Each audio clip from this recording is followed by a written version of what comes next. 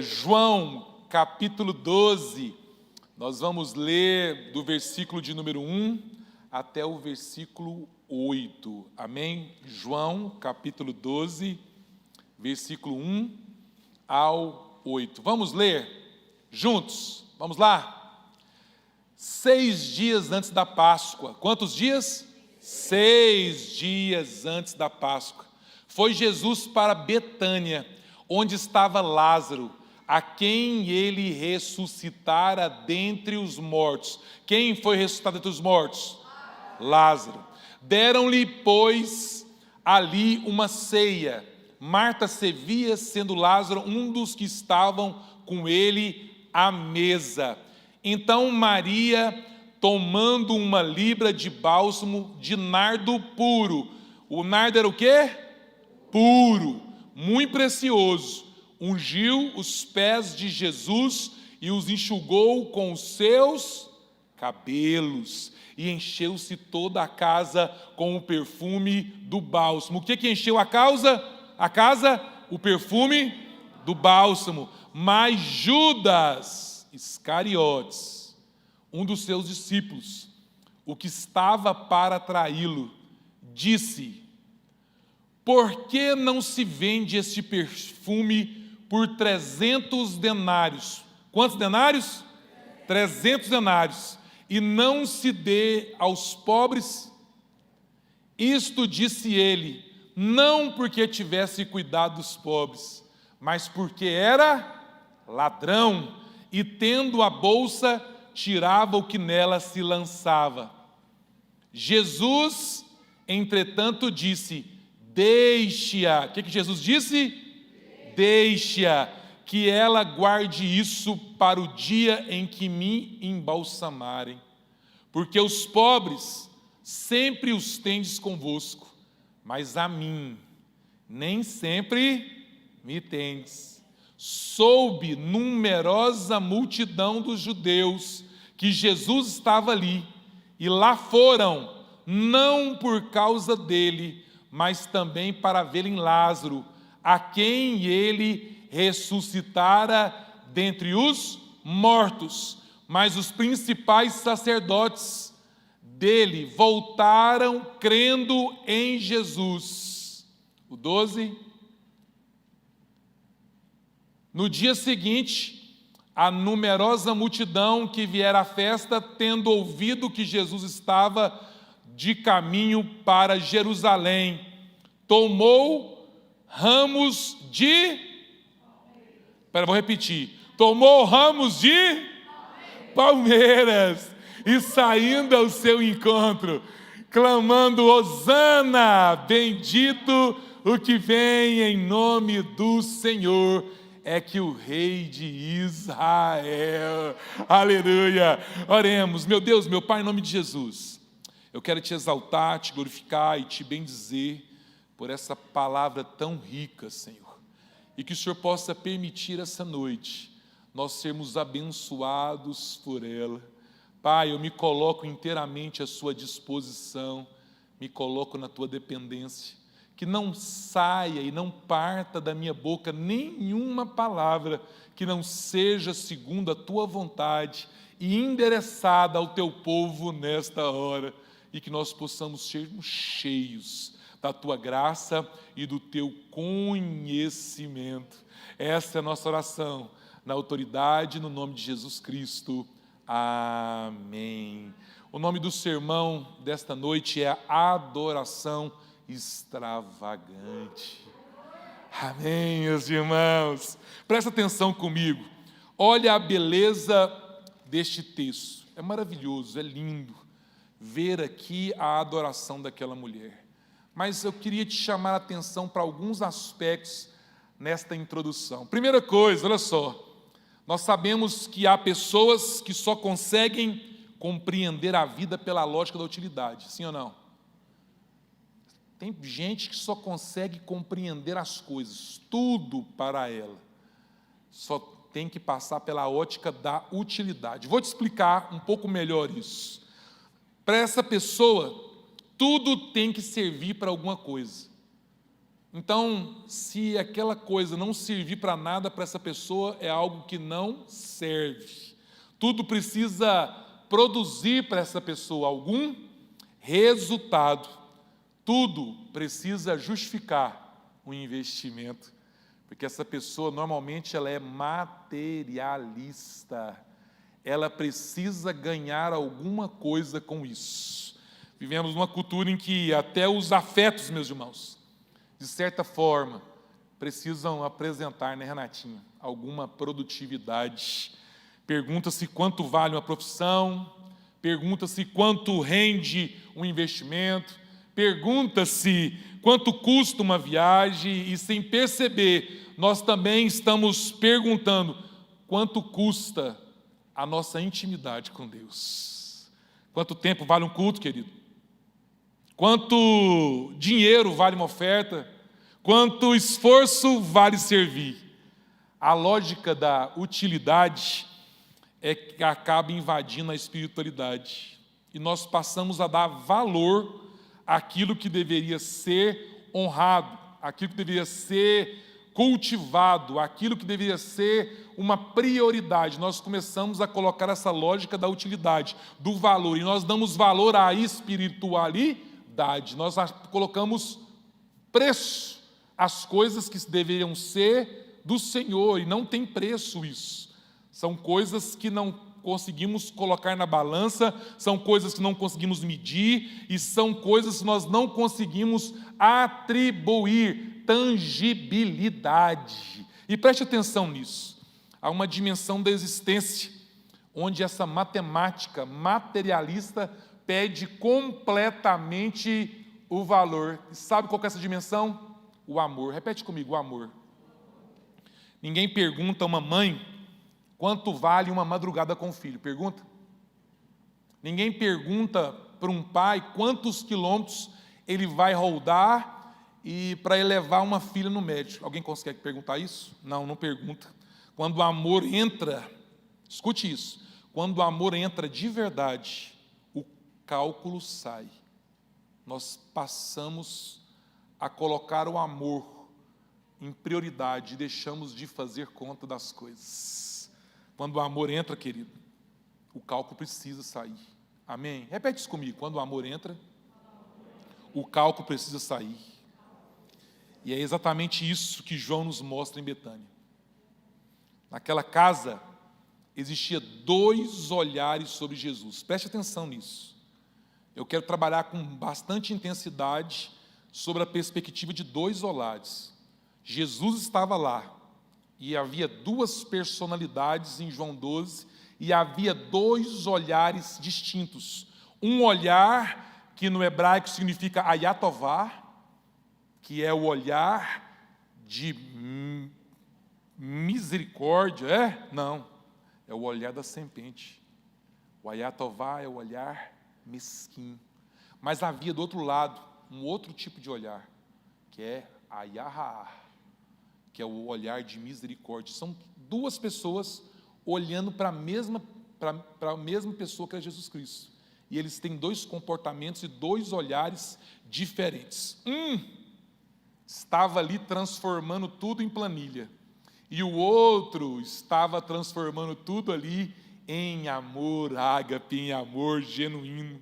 Um transforma tudo em adoração, e o outro transforma tudo em cálculo. Um contempla Jesus, aproveita a presença de Jesus, e o outro passa o tempo todo medindo o perfume. Um enxerga Jesus, né? E o outro só consegue enxergar o perfume. E sabe o que é curioso aqui nesse texto? Que esse texto não é sobre Maria, meus irmãos, e nem tampouco esse texto é sobre Judas. Esse texto aqui fala sobre o valor que Jesus precisa possuir em um coração. Porque o modo como nós tratamos Jesus vai revelar quem nós realmente somos. Presta atenção nisso. O modo que nós lidamos com Jesus, tratamos Jesus, vai revelar a nossa verdadeira identidade. Segura essa pedrada aí em nome de Jesus. Primeiro ponto que eu quero trabalhar com você, com base em João 12. O amor sempre enxerga um valor que o cálculo jamais consegue ver. Olha o que o texto diz do versículo 1 ao 3. Libera aí para mim, Jefferson. João 12, do versículo 1 ao 3. Olha o que vai dizer. 6 dias antes da Páscoa, foi Jesus para Betânia, onde estava Lázaro, a quem ele ressuscitara dentre os mortos. Quem ressuscitou? Lázaro. Olha o versículo 2. Deram-lhe, pois, ali uma ceia. Marta servia. Quem servia? Marta servia, sendo Lázaro um dos que estavam com ele à mesa. Olha o versículo 3.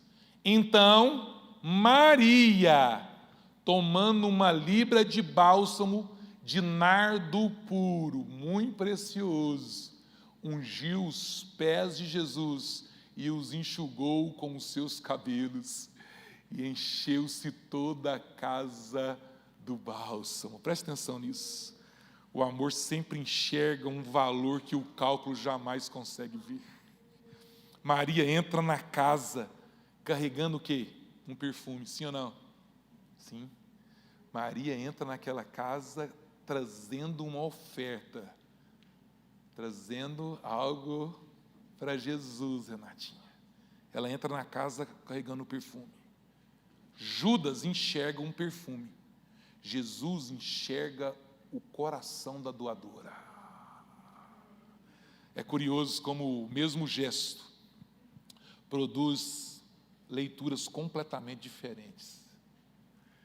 É curioso como nós vemos aqui o olhar de Judas, seguido pelo coração de Judas, e o olhar de Jesus, seguindo por um amoroso coração de Jesus. Não é?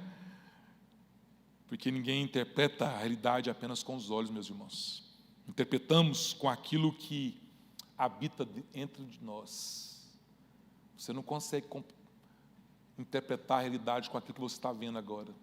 Você interpreta tudo com aquilo que está dentro de você. É uma régua que você mede as pessoas. É uma balança que você mede as pessoas. É algo que você põe valor nas pessoas. Então você não mede com o que você vê, você mede com aquilo que está dentro de você.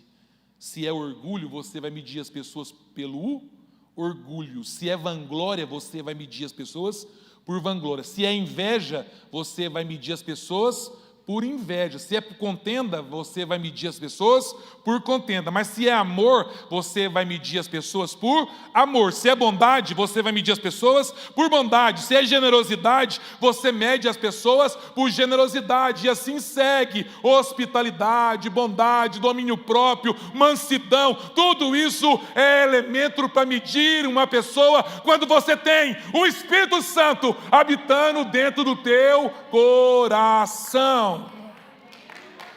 Se é para Jesus, pode ser bem mais alto. Amém, meus irmãos?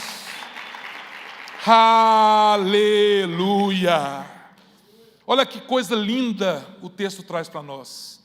João faz questão, pastor Gui, de dizer que era nardo puro. Por que ele está fazendo isso?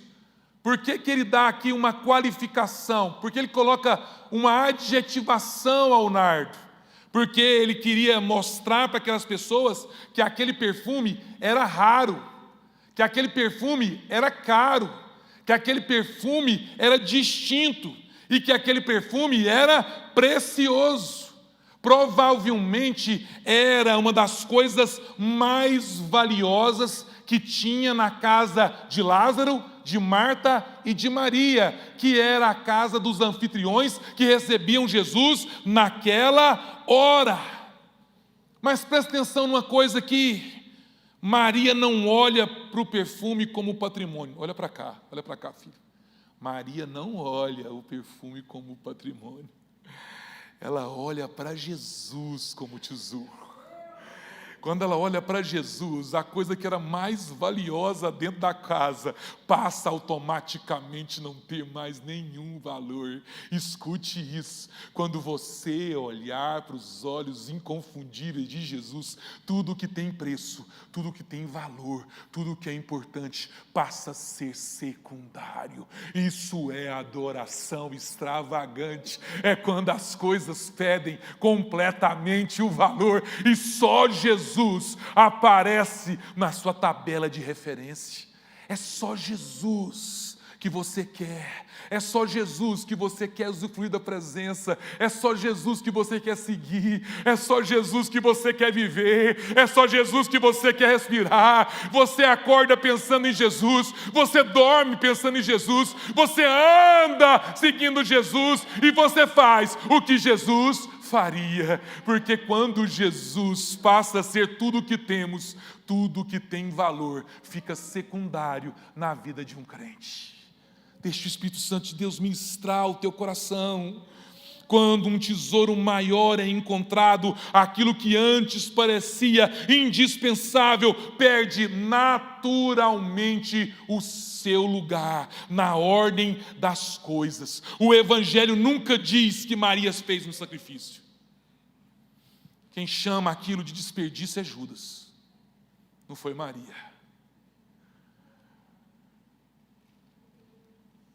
Quem chama a doação às coisas de Deus de desperdício é Judas, o Iscariotes, aquele que se enforcou, aquele ao qual o próprio Cristo disse que melhor seria ele não ter nascido. Foi ele que colocou valor, Maria não.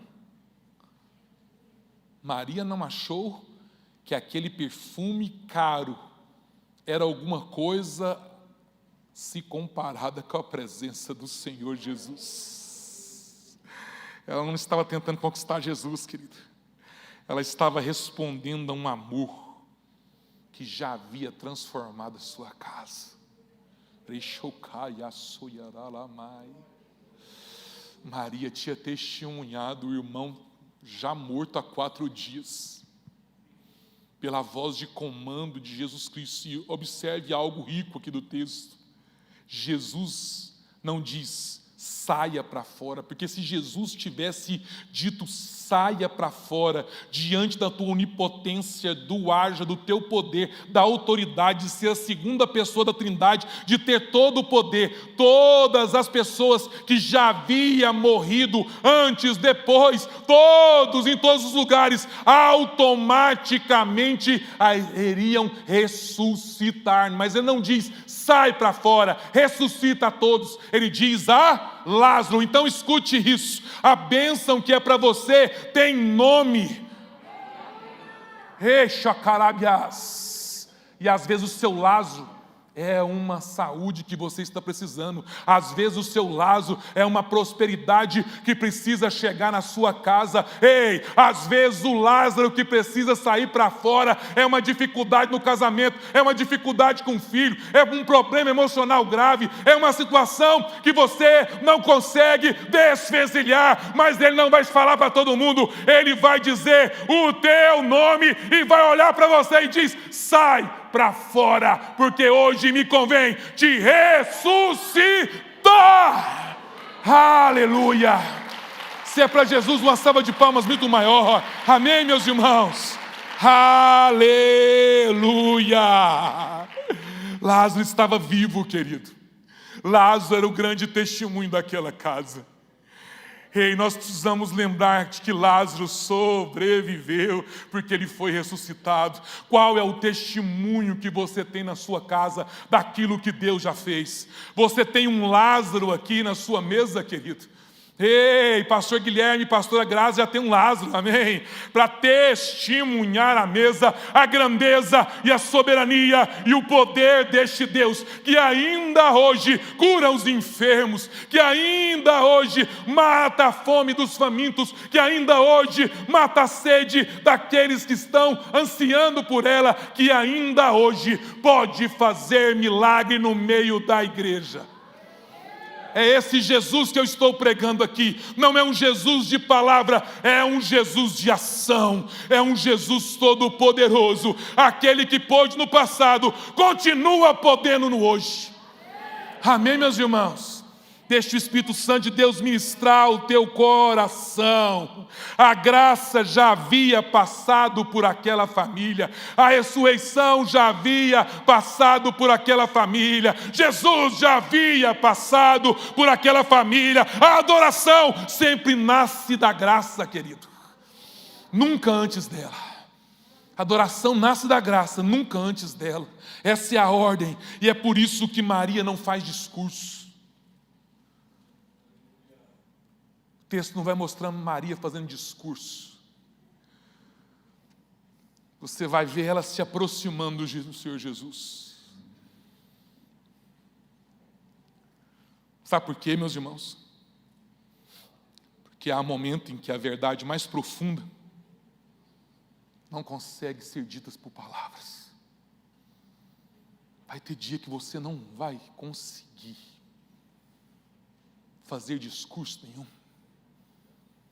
Vai ter dia que você não vai conseguir formar uma frase, mas até as suas lágrimas serão consideradas, até o seu sussurro será considerado, o seu joelho dobrado será considerado, porque o Senhor, Ele ama você, e de uma forma muito especial que o mundo não ama. Você não entende amor pelo viés do mundo, você entende amor pelo viés de Jesus, porque Ele te ama não por aquilo que você pode oferecer. Isso é barganha e materialismo que nós acabamos de ver, o utilitarismo que eu apresentei a vocês. Isso é coisa do mundo. Jesus não te olha assim por aquilo que você pode oferecer. Jesus te olha pelo seu coração, Jesus te olha pela sua entrega, Jesus te olha pela sua adoração extravagante. Amém, meus irmãos? Ela se aproxima caladinha, em lágrimas, e ela só consegue contemplar Jesus Cristo. Talvez a pergunta deste texto não seja quanto custou o perfume. Talvez a pergunta cerne deste texto seja quanto vale Cristo para mim? Quanto vale Cristo para você? Será que vale um nardo puro? Um vaso de alabastro intacto que precisa ser quebrado? Quanto que vale Cristo para você? Olhando para Maria, nós vemos que as coisas materiais eram secundárias e não valia diante do tesouro da contemplação da presença de Jesus. Querido, quanto que vale Jesus para você? Quanto que vale Jesus no seu casamento? Quanto que vale Jesus morando na sua família? Quanto que vale Jesus na sua vida financeira? Quanto que vale Jesus na vida dos seus filhos? Quanto vale Jesus para você? Essa pergunta é muito importante e precisa ser respondida para você com a sua consciência.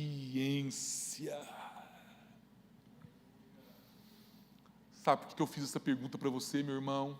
Sabe por que eu fiz essa pergunta para você, minha irmã? Porque toda entrega revela aquilo que o coração já decidiu ser o seu bem maior. Você vai saber só que é entrega, porque o coração já decidiu o valor da entrega, da oferta. Segunda coisa que eu quero trabalhar com você essa noite. Olha o que está lá, João 12, 4, 6. Passa para mim, Jé.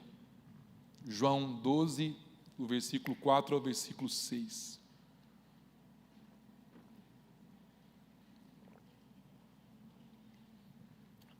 Acompanha comigo. Mas Judas Iscariotes, quem? Judas?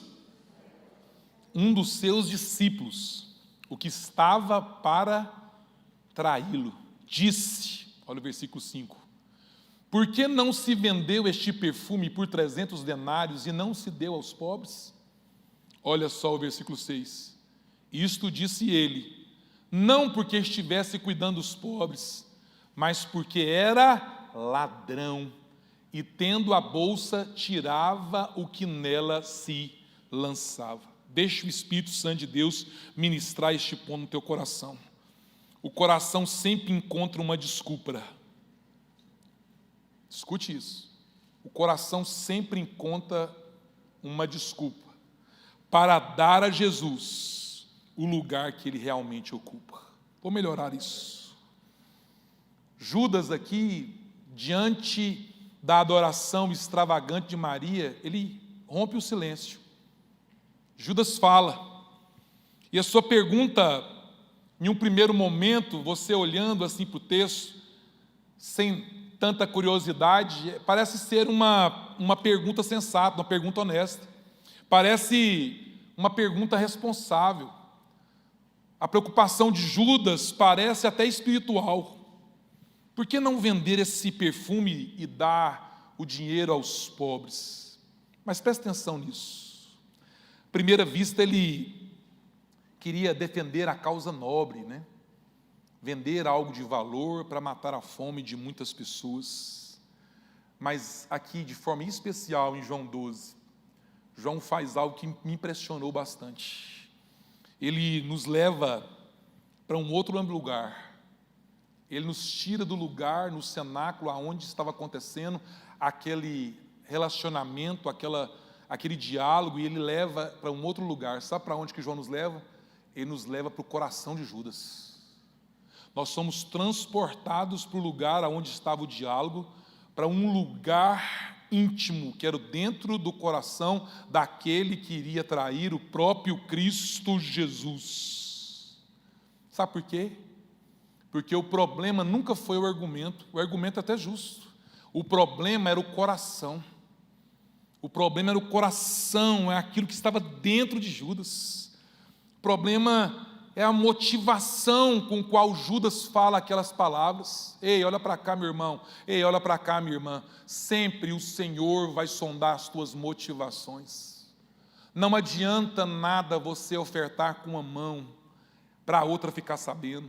Não adianta nada você fazer e aparecer para as pessoas aquilo que você não vive na sua intimidade, aquilo que você não vive no silêncio do seu quarto. Não adianta nada as palavras doces, não adianta nada você apresentar os seus dons cantando, tocando, pregando, servindo, se no seu coração não existe uma intimidade com Jesus. Ele não recebe essa entrega.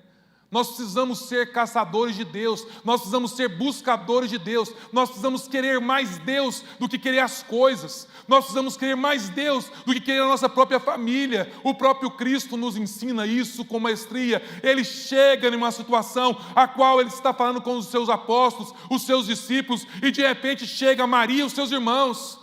E um diz lá: ó Jesus, chegou aqui a sua família, Maria, seus irmãos e irmãs estão aqui. E ele levanta uma tese, ele diz: quem são a minha mãe, meus irmãos e as minhas irmãs, a não ser aqueles que fazem a vontade do meu Pai?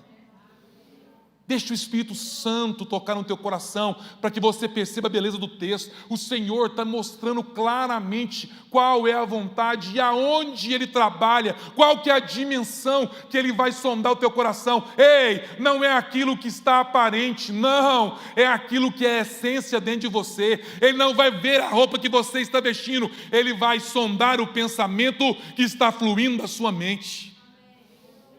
Ele vai saber a motivação do teu coração.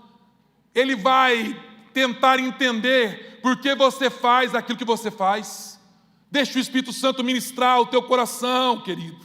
Em nome do Senhor Jesus. Há uma diferença entre usar palavras espirituais e possuir um coração transformado. Judas é o exemplo tácito disso.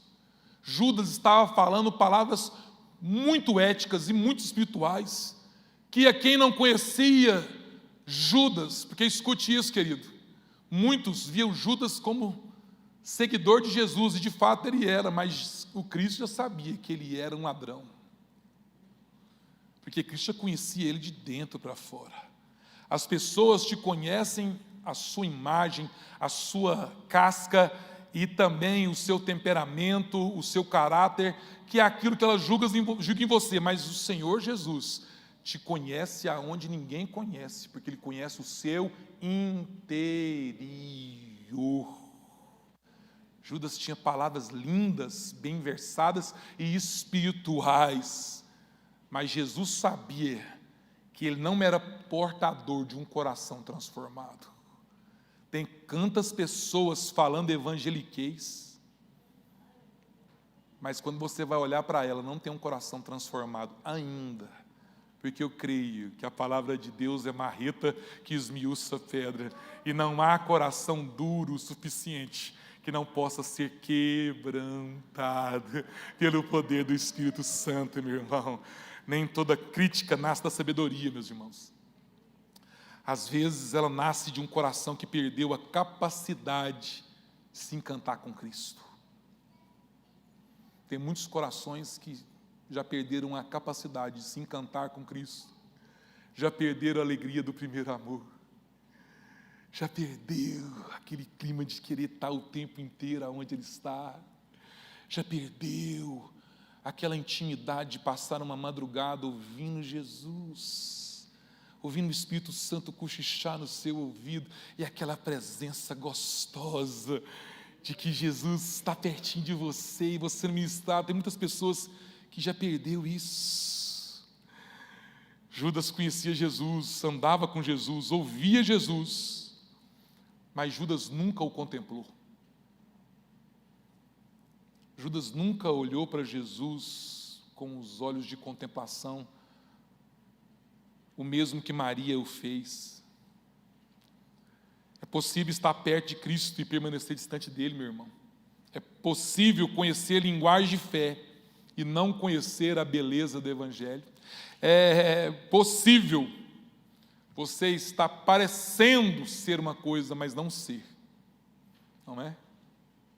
Quando Cristo deixa de ser o centro, meus irmãos, tudo passa a ser administrado pela lógica humana, pela lógica da utilidade. Até a adoração precisa apresentar justificativas, até o amor precisa ser eficiente, até a entrega precisa fazer sentido, porque tudo é lógica, tudo é planilha, tudo é utilitarismo, tudo tem que ser algo que é dado para receber algo em troca. É aquela ideia que não há refeição grátis. Já ouviu falar nisso? Eu faço algo para você esperando algo em troca, não é? Então essa ideia do utilitarismo, essa ideia de que até nas relações espirituais nós precisamos ter uma barganha, ter uma troca, ter uma transação, ter um comércio. Ei, escute isso, não funciona assim com as coisas de Deus. Com as coisas de Deus, nós temos que ser como Maria, trazer uma oferta na mão, e aquilo que nós temos de orgulho é estar prostrados aos pés de Jesus, e quebrar aquilo que nós tem mais valor, dar aquilo aos pés de Jesus que tem mais valor, e chorar aos pés de Jesus, e quebrar as convenções sociais, e enxugar com as lágrimas o seu cabelo. Sabe por quê? Porque essa é a adoração extravagante que chama a atenção do céu. É essa adoração extravagante que vai chamar a atenção de Jesus para você. Deixa o Espírito Santo ministrar o teu coração, querido.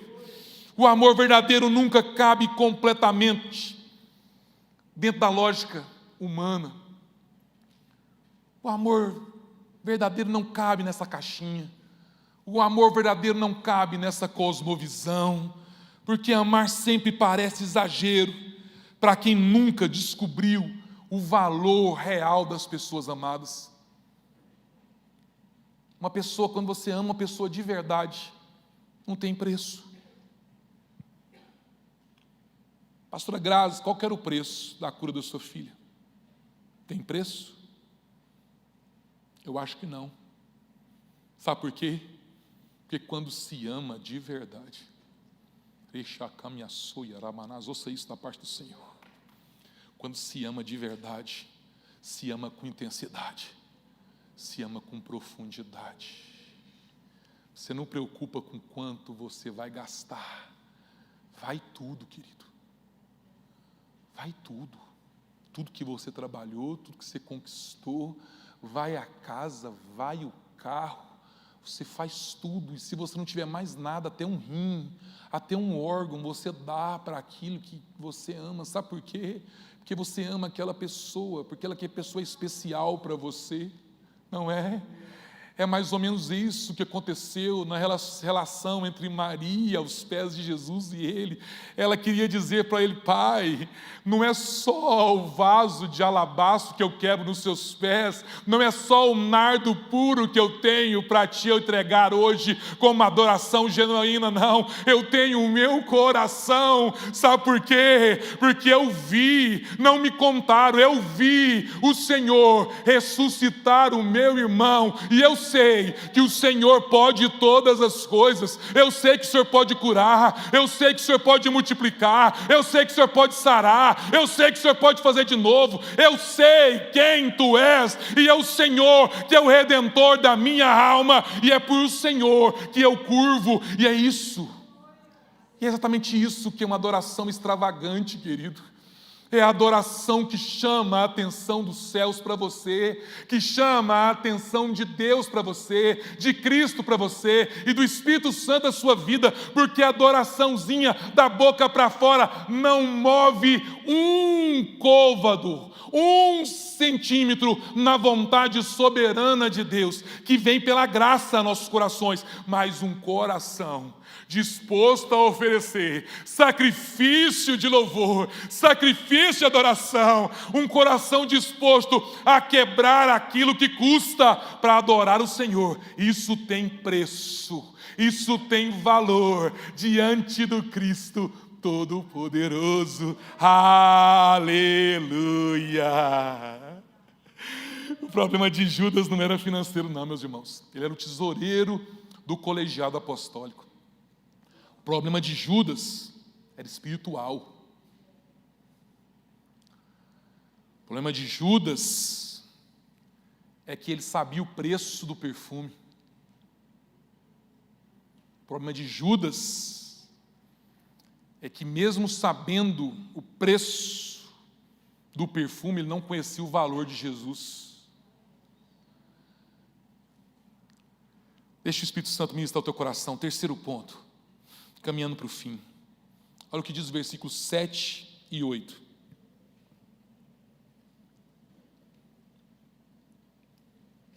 Olha o versículo 7 e 8, caminhando para o fim. Por favor, transmite para mim o versículo 7 e o 8. E eu encerro aqui, amém? Olha o que o texto vai dizer. Versículo 7. Jesus, entretanto, disse: deixe-a, que ela guarde isto para o dia em que me embalsamarem. Olha o que diz o 8. Porque os pobres sempre os tendes convosco, mas a mim nem sempre me tendes. A cruz revela que nenhuma entrega feita a Cristo é desperdício, meus irmãos. Jesus interrompe a discussão entre Judas e as pessoas que estavam ali e diz: deixe-a. Ele não defende apenas o gesto, ele revela o significado daquela entrega. Maria talvez não compreendesse toda a profundidade do que fazia, mas Jesus compreendia. Seu perfume apontava para o corpo que em poucos dias seria entregue. Enquanto todos discutiam o valor do nardo, Jesus caminhava em direção da cruz. E é impossível ler essa cena sem perceber a grande inversão do Evangelho. Maria quebra um vaso, dias depois o corpo do próprio Cristo seria entregue. Ela derrama perfume e ele derramaria o seu sangue. Ela oferece aquilo que possuía de mais precioso, e Jesus se oferece a si mesmo. No fim, a maior adoração, a adoração mais extravagante, não estava acontecendo em Betânia. A adoração mais extravagante iria acontecer no Calvário. Ali Deus não nos entregou algo que era secundário. Ali Deus entregou o seu único filho, filho unigênito, filho amado, para morrer pelos nossos pecados. Por isso, toda verdadeira adoração é sempre nós não adoramos para que Deus nos ame, adoramos Porque fomos amados primeiro. E quando essa verdade alcança o coração, a pergunta deixa de ser quanto preciso entregar, e ela passa a ser outra, meu irmão: como responder a um amor que já entregou tudo por mim?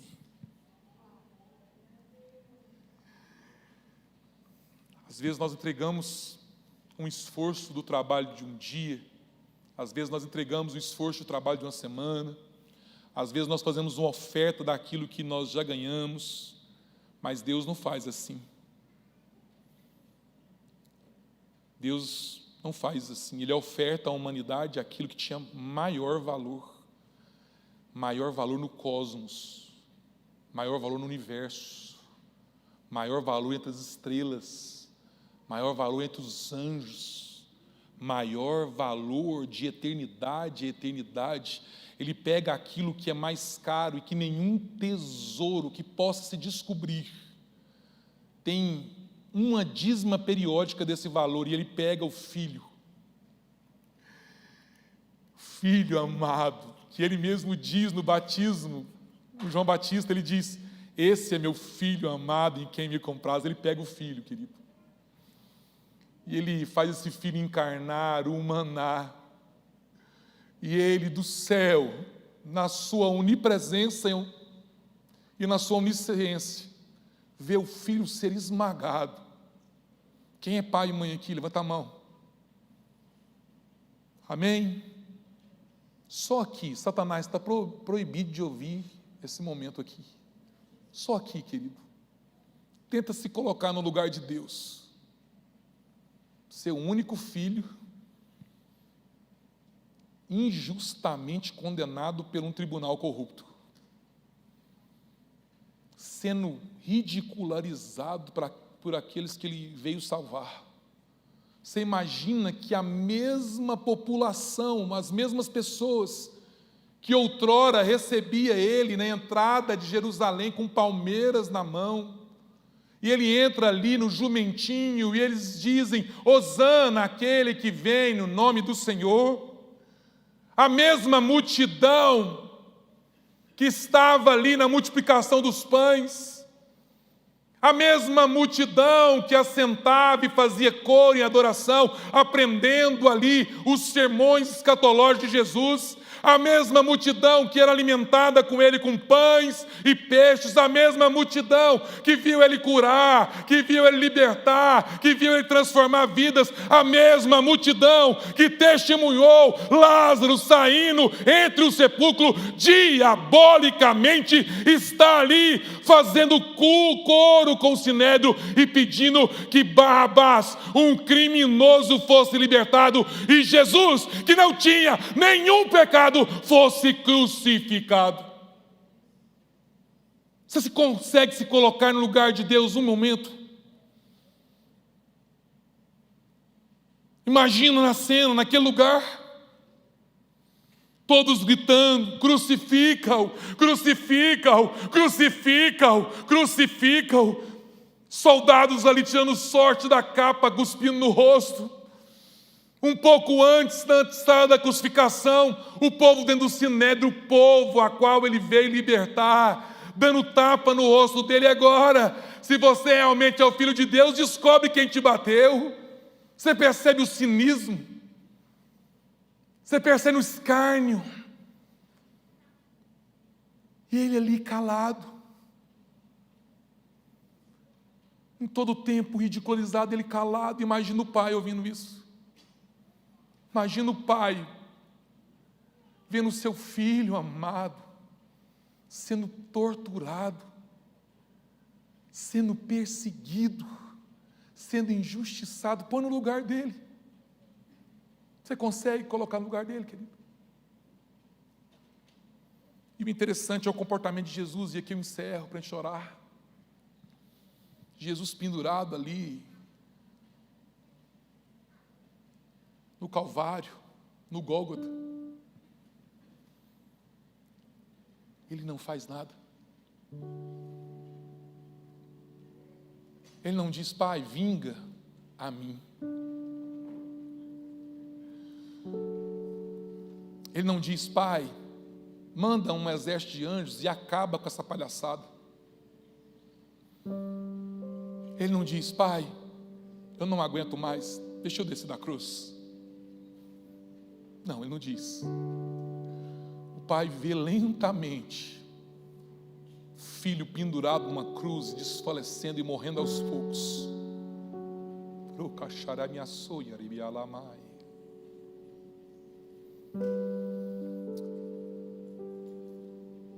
Ele vê o filho perfeito, sem mancha, pendurado naquele madeiro. Todos aqueles que ele ensinou o abandonaram. Só estava ali João, Maria Madalena, Maria, mãe de Jesus. Poucos, todos fugiram. E ele ali pendurado na cruz do Calvário, meus irmãos, morrendo pelos meus pecados, pelos seus pecados. E o pai assistindo tudo. Cada cena torturante que o filho estava passando. Se a história acabasse aqui, teria sido o pior sermão do ano. Se o pai olhasse para o filho e acompanhasse ele morrer e ficasse por isso, seria o pior sermão da história. Mas não é bem isso que o texto diz. O texto diz que Jesus morreu. O texto diz que Jesus foi sepultado. O texto diz que ele desceu à mansão dos mortos, o Hades, o inferno.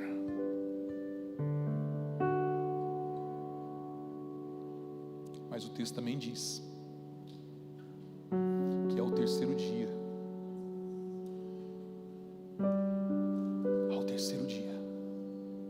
a pedra rolou, filho. A pedra rola. Uma luz universal sai do meio daquela pedra, como essa luz aqui.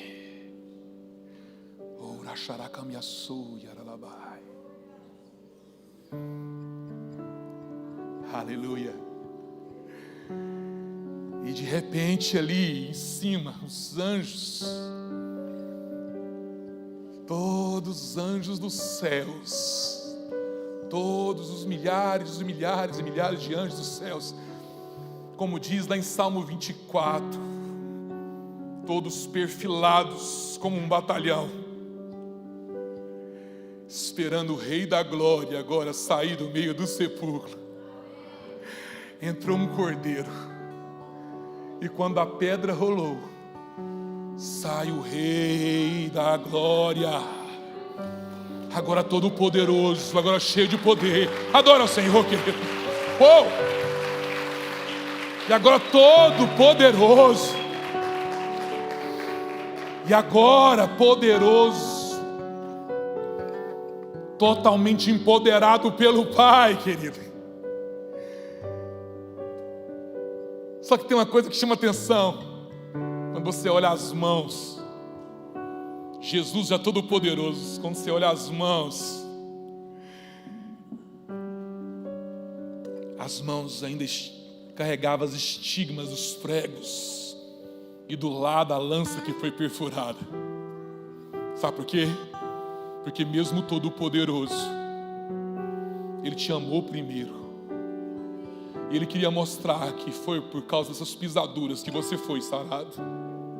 Ele queria mostrar para os discípulos que foi por causa das pisaduras, do castigo que Ele sofreu, que você não precisaria mais sofrer castigo, que a enfermidade não poderia mais tirar a sua paz, e que a morte não teria mais o último argumento na tua vida. Ele mostra, e é por causa das suas pisaduras que vocês sois sarados agora.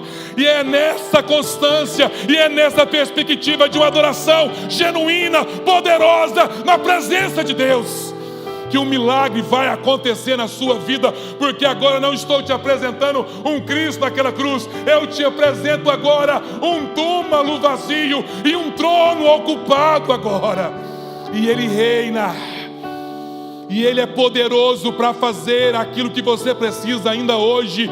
E Ele é poderoso agora para quebrar todos os grilhões, as cadeias e te colocar sobre os pés. Ei, ouça isso. Ele verá dos céus a sua adoração extravagante nessa noite. E Deus vai se mover.